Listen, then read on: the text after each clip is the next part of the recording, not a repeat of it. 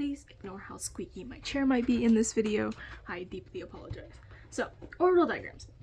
We know that they're boxes and all that, but before we actually start into the explanation of orbital diagrams, we must know all the sublevels. So, the sublevels. Slow panda die fast. S, P, D, F. Sublevel S has 1 orbital. Sublevel P has 3 orbitals. Sublevel D has 5 orbitals.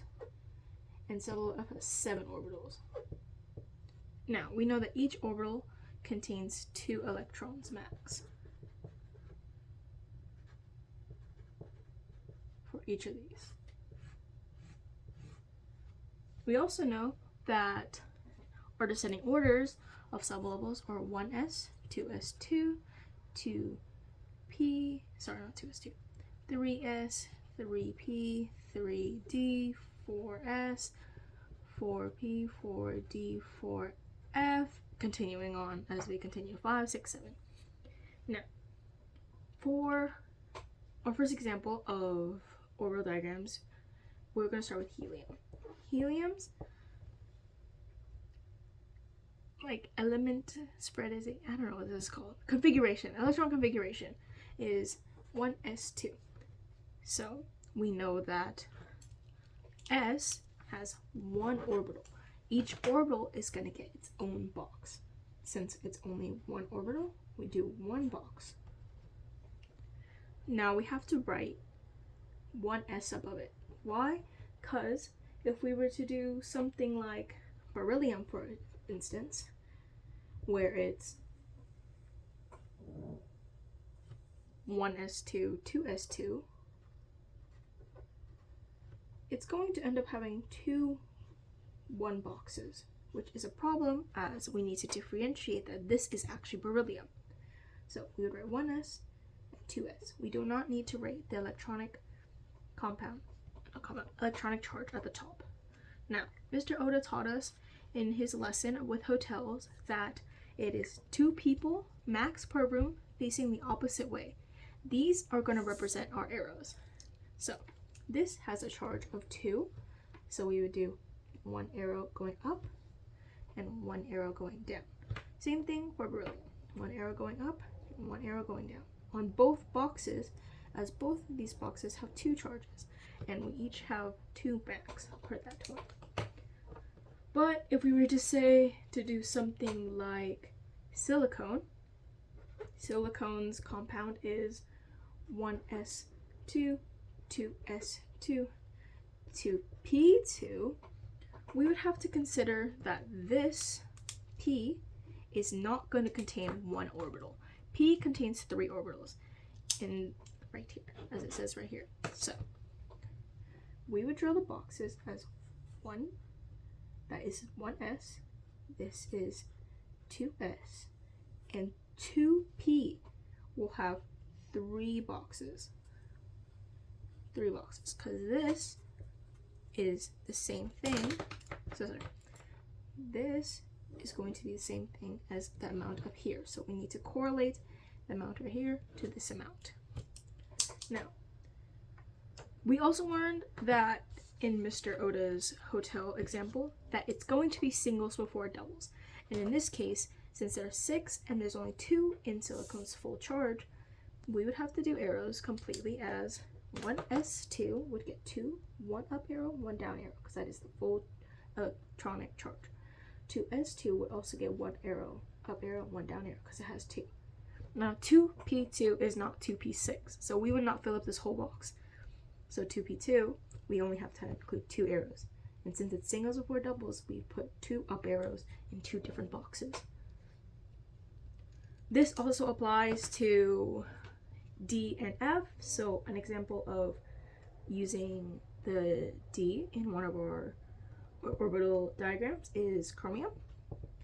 Chromium's full electronic configuration is 1s2, 2s2, 2p6, 3s2, 3p6, 4s2, 3d4. So 1s, 2s, 2p, 3s, 3p, 4s, and now 3d is 5. D has 5 electrons. So, not electrons, sorry, 5 orbitals. So this also has to have a box with 5 orbitals. So 1, 2, 3, 4, 5. These boxes represent every orbital in here. So S would contain 1 orbital, so it only contains 1 box. P contains 3 orbitals, so it will contain 3 boxes. Back to S, and we're still going in the order that was provided. 3D. D has 5 orbitals, hence the 5 boxes. And for F, you would draw 7 boxes for the 7 orbitals in F. Every single one of these still requires all the arrows. Singles before doubles always. Mr. Oda doesn't want you to just draw on all the boxes with the arrows immediately, but I do it because it is faster, because you know that this is going to all be filled out, because this is already the max before you get to here. So the last one you only really have to worry about is this last orbital you're going to fill out, because these are going to be full completely, because this is on the periodic table. If you were to go to chromium, it goes all the way down. It fills up all the way until you get to chromium, where it does not fill up the entire 6. So this one has 4. Chromium has 4.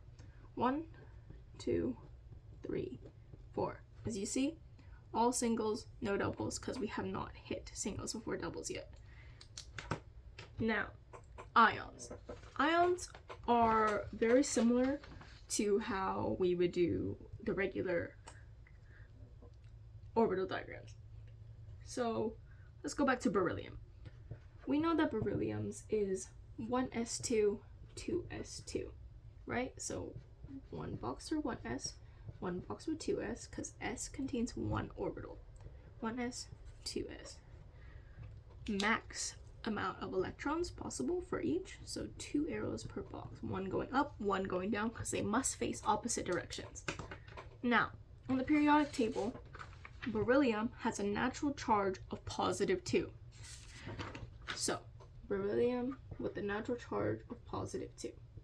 We know that to get a positive charge, we have to lose electrons. So to get a +2 charge, we have to lose 2 electrons, so the protons are more. So the charge now will be 1s2 with brackets and a 2 plus on the outside. So now beryllium with a +2 charge in orbital diagrams is going to be 1s. And here's the thing. With orbital diagrams, you have to, sorry for my chair. I apologize for my chair. You have to include the missing electron compound no matter what. You have to include it, but you do not fill it out because it does not exist. So this is 1s and this is 2s. You put brackets around it with a 2 plus on the outside to represent the amount you took out here.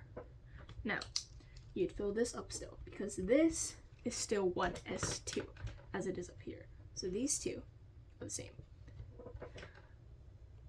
Again, if we were to do it with something very similar, you always have to include the missing orbital, whether it be 3 or 4.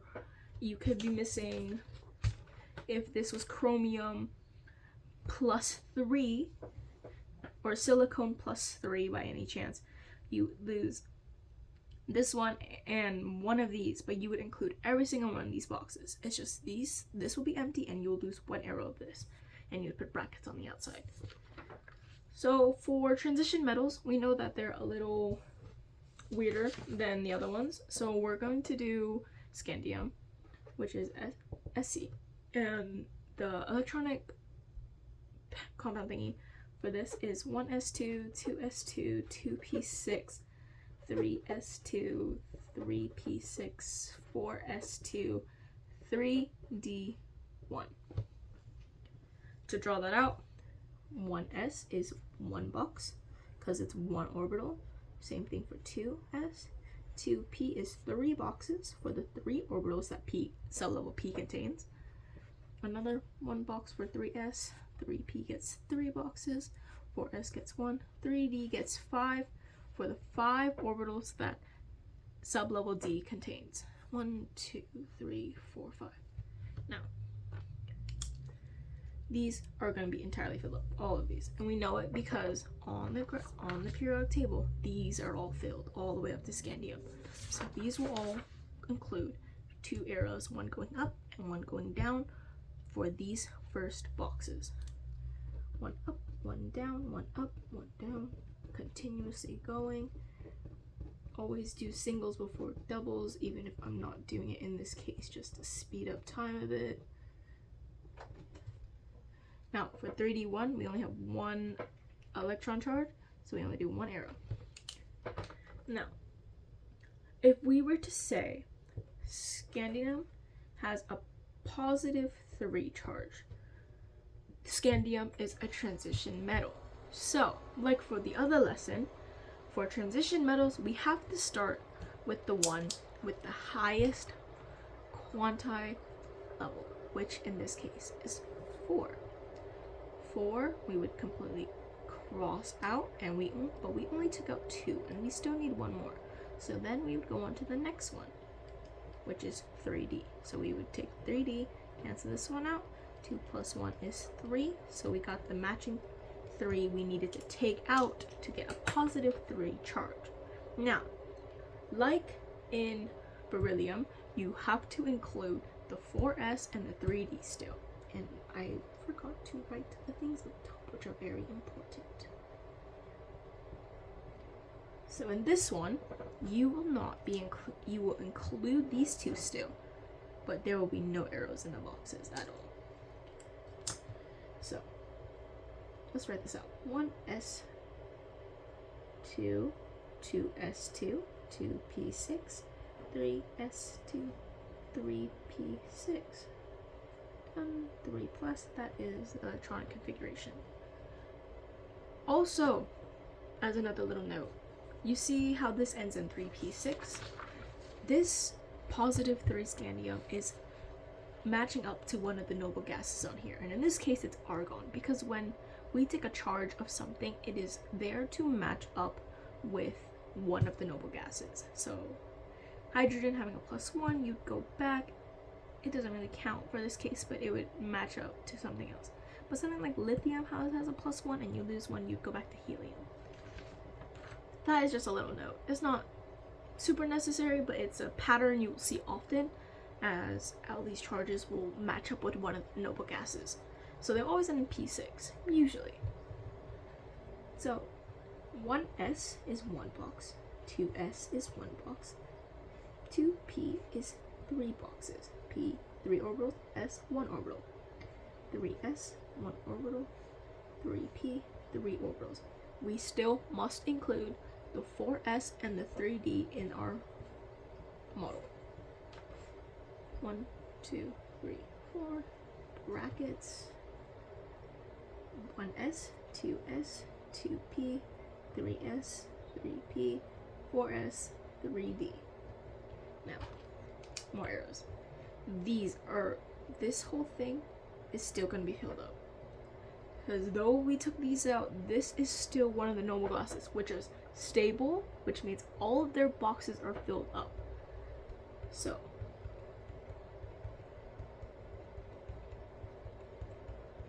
lots of arrows, very tedious.